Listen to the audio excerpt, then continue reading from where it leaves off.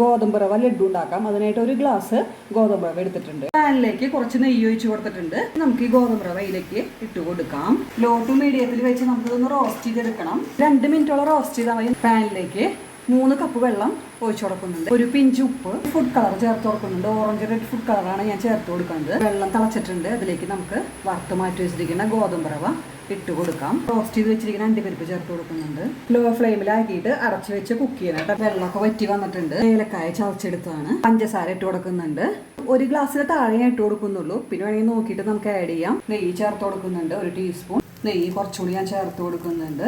ഞാൻ 1 table spoon പഞ്ചസാരയും കൂടി ആഡ് ചെയ്തു കേട്ടോ. മധുരം കുറച്ച് കുറവ് തോന്നി. പാനിൽ നിന്ന് വിട്ടുപോരുന്ന പരുവായിട്ടുണ്ട്.